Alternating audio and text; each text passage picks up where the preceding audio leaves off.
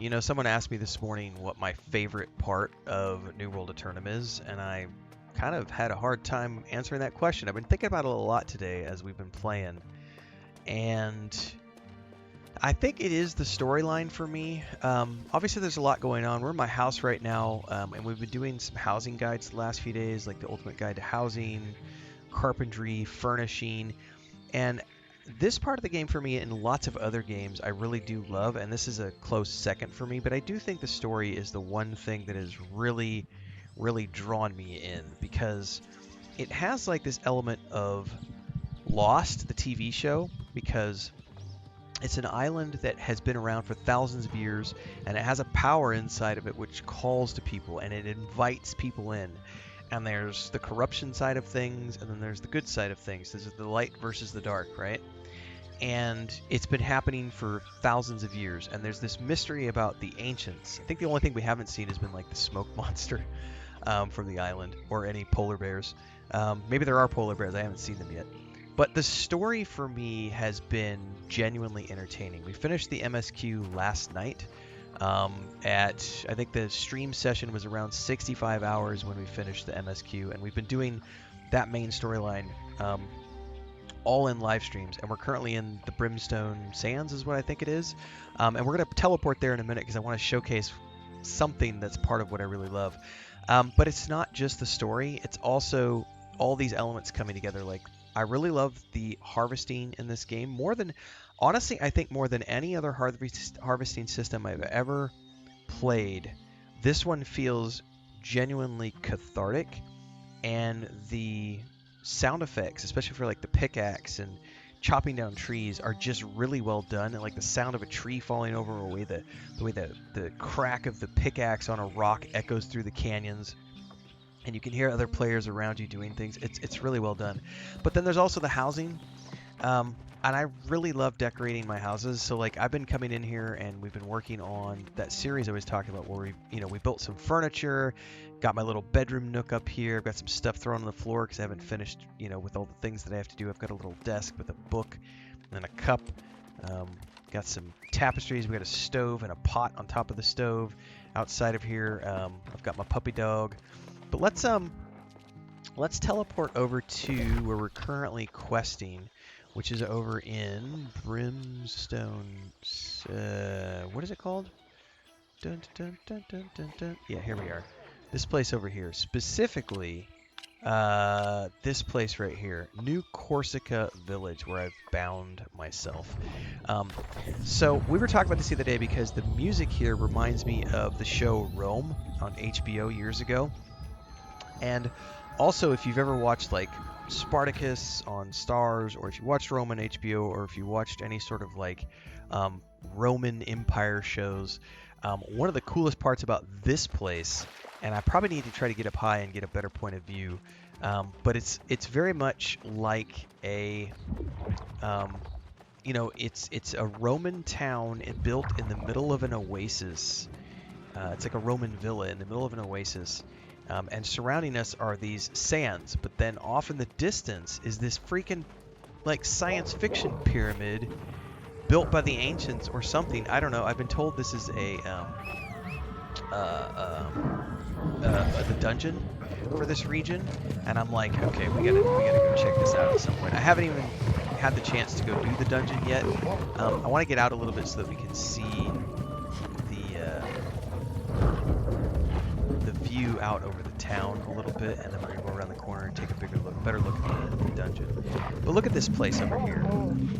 Just out in the middle of an oasis here, in the middle of the deserts, you've got this Roman town. There's ruins up on the hill there, and then I'm gonna have to go around here. I think I don't see a break in the wall. I want to go through here and get a better look at that pyramid, because this is kind of what I'm talking about when it comes to the story, because it's not just like the actual story with the just look at that, not just in the way that the story is told through the NPCs and the storyline. Like, I feel like the main series quest was entertaining, and it was, corrupt island, inviting people in to or a corruption on the island, inviting people who didn't know any better in, and then occasionally capturing people like Isabella.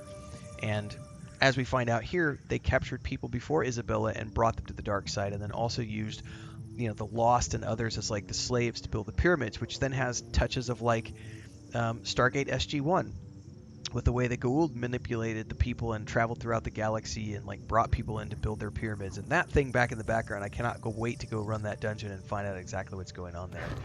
I don't know if I can get up on top of any of these walls to take a better look at this town, but it's such a stark transition, because we can come up here on the sands and we can see out in all these different directions, and there's just sandstorms blocking the view from time to time, and there's other areas where we can get views of like the aqueducts and everything else, and then looking down here we see desolation and ruins off in the distance, and all of this combines for environmental storytelling alongside the actual story that's being told when we do the quest lines, which has been, for me as someone who thrives on cinematic narrative gameplay.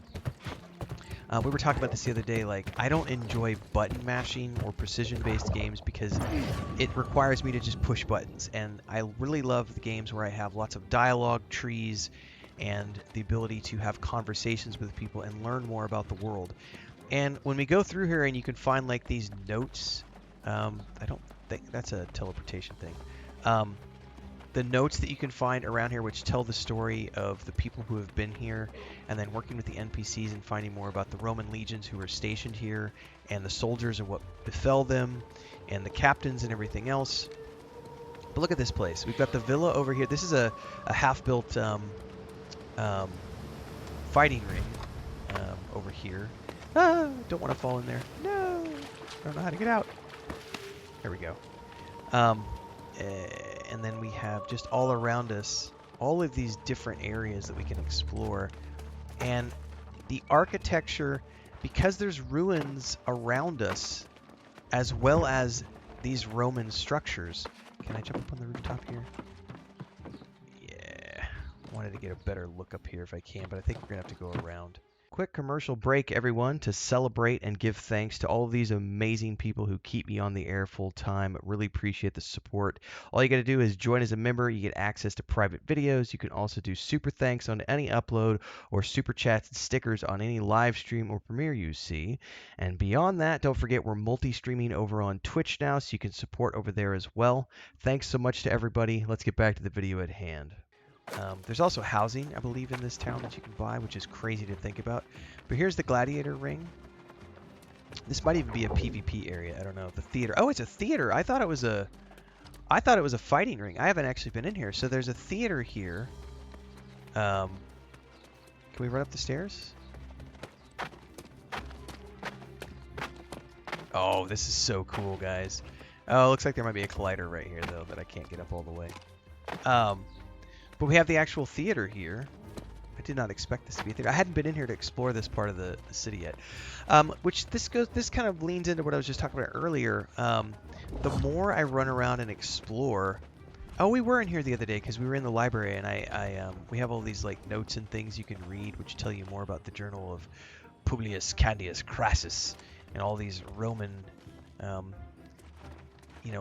bigwigs who were here and the expedition that they launched to the island.